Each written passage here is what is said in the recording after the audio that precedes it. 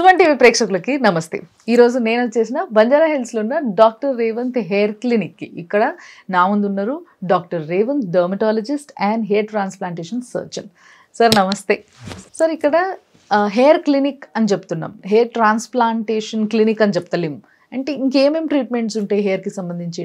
Hair transplantation అన్నది only ఒక very small subset of పేషెంట్స్కి మాత్రమే అవసరం పడుతుంది. సో ఎర్లీ హెయిర్ లాస్ ఉన్న వాళ్ళకి, తర్వాత జస్ట్ ఎర్లీ థిన్నింగ్ ఉన్న వాళ్ళకి మనం basic medical treatments and physical treatments, like ఇప్పుడు చాలా అడ్వాన్స్మెంట్స్ వచ్చాయి. సో మన ఓన్ బ్లడ్లో నుంచి ప్లాస్మాని సెపరేట్ చేసి దాన్ని ఇంజెక్ట్ చేస్తూ హెయిర్ని ఇంప్రూవ్ చేయడము, తర్వాత దాన్నే ఇంకా రిఫైన్ చేసి గ్రోత్ ఫ్యాక్టర్ కాన్సన్ట్రేట్ లాగా, ఇవన్నీ వచ్చాయి. కాబట్టి ఏ స్టేజ్లో యువర్ హెయిర్ లాస్ ఉంది, what is your the cause of hair loss, వీటిని ఐడెంటిఫై చేసి కరెక్ట్ ట్రీట్మెంట్ అన్నది మనము కస్టమైజ్ చేయొచ్చు. చాలా మంది హెయిర్ కలర్ చేసుకుంటారు, అంటే ఎప్పుడైతే కొంతమంది స్టైల్కి చేసుకుంటున్నారు, బట్ అట్లా కాకుండా వైట్ హెయిర్ వచ్చేస్తున్నాయి చిన్న ఏజ్లోనే అని చెప్పేసి కొంతమంది కలర్ చేసుకోవడం మొదలు పెడతారు.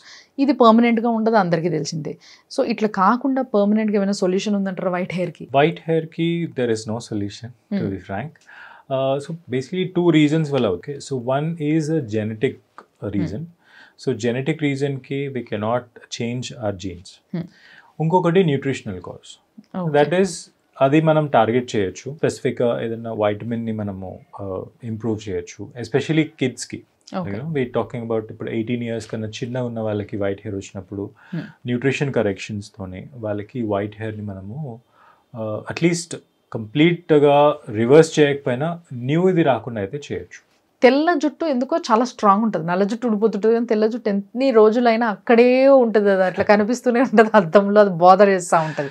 ఇది ఊడిపోతుంది దీని బదులు అని అనిపిస్తుంది.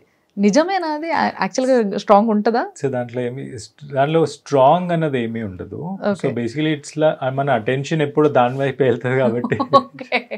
బట్ హెయిర్ రూట్ లో ఎలాంటి చేంజ్ ఉండదు. ఓన్లీ థింగ్ ఏంటంటే హెయిర్ లో ఒక మెలానిన్ అనే కాంపోనెంట్ ఉంటుంది, అది మాత్రమే తగ్గుతుంది దాంట్లో.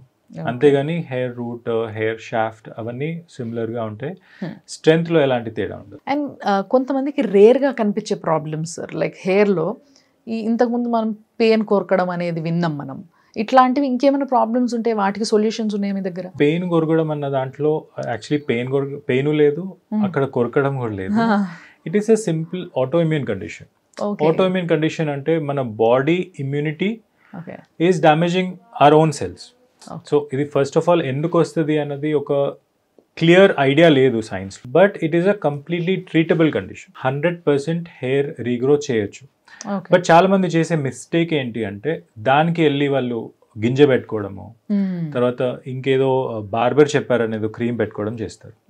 సో అది పెట్టుకున్నప్పుడు ఏమవుతుందంటే లోపలున్న హెయిర్ రూట్ డ్యామేజ్ అవుతుంది. ఇప్పుడు అది పెట్టుకున్నప్పుడు పుండు అవుతుంది.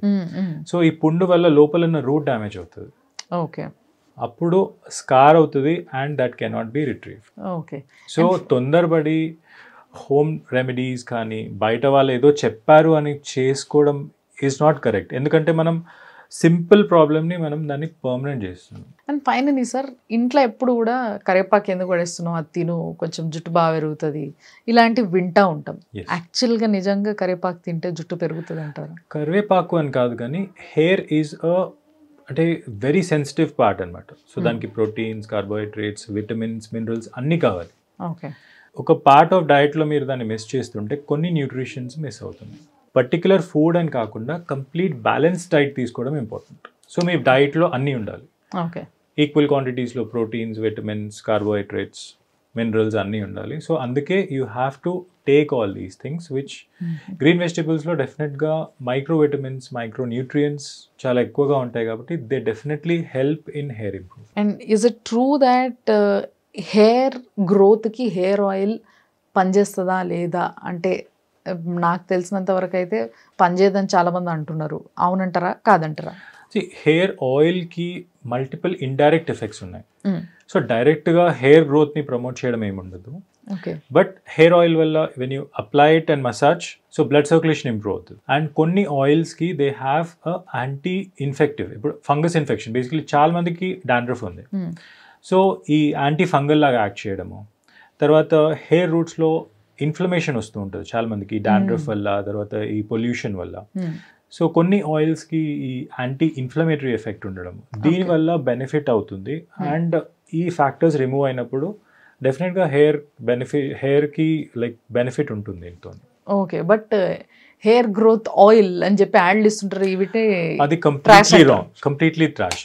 ఓకే సార్, బట్ నిజంగా మంచి మంచి డౌట్స్కి ఆన్సర్ ఇచ్చిండ్రు. Thanks for that. తప్పకుండా మళ్ళీ కలుద్దాం ఇంకా చాలా టాపిక్స్ పైన. Thank you so much. చూసారు కదా, ఇది అన్నట్టు ఒకవేళ మీరు కూడా డాక్టర్ రేవంత్ గారిని కలవాలి, మీకున్న ప్రాబ్లం మీ హెయిర్ కండిషన్ గురించి తెలుసుకోవాలి, ఏదైనా ట్రీట్మెంట్ చేయించుకోవాలి అని అంటే మాత్రం డెఫినెట్గా టెక్నీషియన్ల దగ్గరికి పోకుండా డాక్టర్ దగ్గరికి రావడమే కరెక్ట్ అన్న ఒక ఉద్దేశంతో వాళ్ళు పెట్టిన పేరు doctor Revanth hair clinic. So వీళ్ళకి మీరు కింద కనిపిస్తున్న నంబర్లకు ఫోన్ చేసి మాట్లాడవచ్చు, అపాయింట్మెంట్ తీసుకోవచ్చు, రావచ్చు, మాట్లాడచ్చు, మీ హెయిర్కున్న ప్రాబ్లమ్స్ అన్నీ సాల్వ్ చేసుకోవచ్చు.